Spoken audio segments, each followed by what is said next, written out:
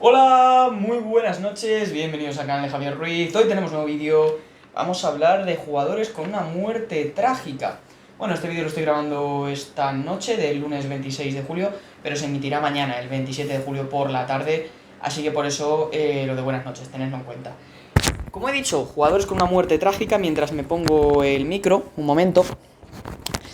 La Eurocopa 2020 empezó con una gran tragedia, la de Christian Eriksen, que estuvo al borde de la muerte tras desplomarse en el terreno de juego.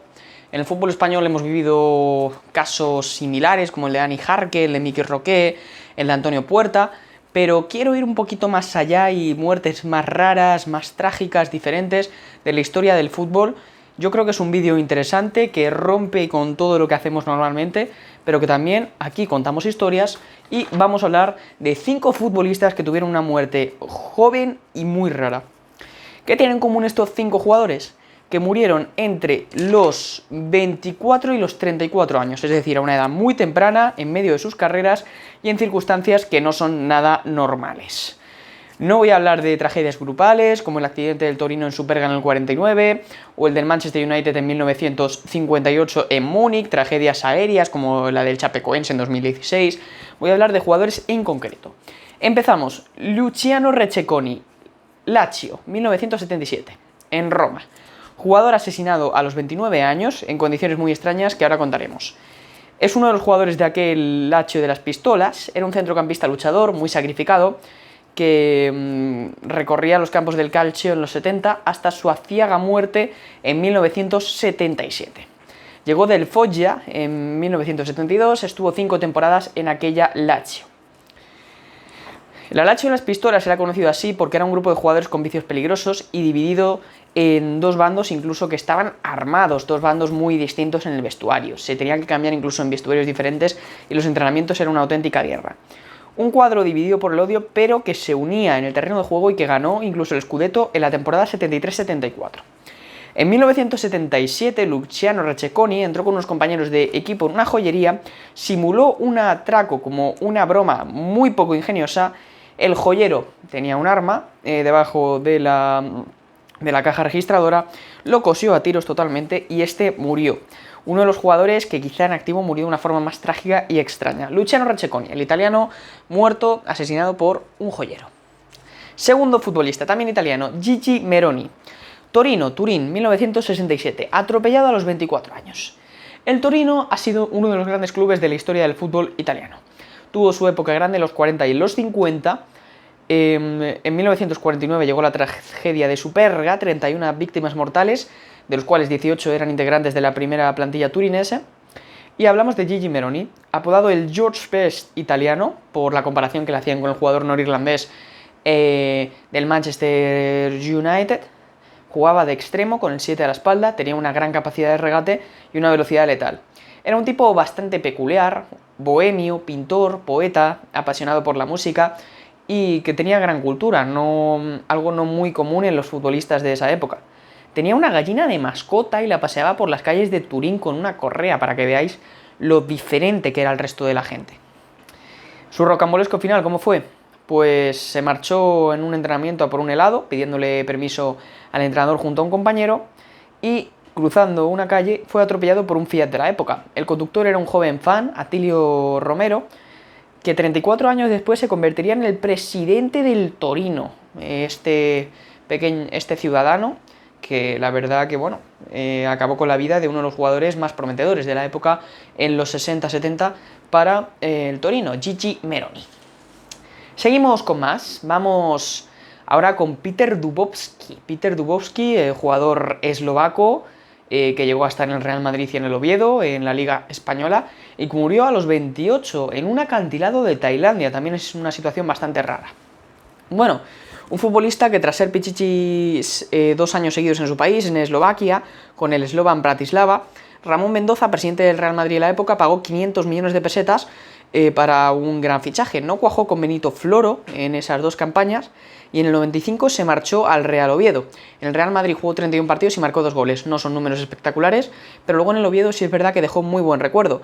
Estuvo 5 temporadas en el club asturiano, ganándose a la afición y siendo un jugador muy recordado de los 90 y muy mítico para el conjunto ovetense. Su muerte en unas vacaciones con su novia, con su hermano y su cuñada. Estaba en la isla de Koh Samui, en un acantilado tailandés, y al visitar las cataratas de dicha isla, se precipitó por el acantilado, tuvo una hemorragia cerebral, rotura de pelvis, varias costillas, y lo que fue clave para su muerte era el difícil acceso para atenderle médicamente, para llegar al cuerpo y poder llevarlo a un hospital.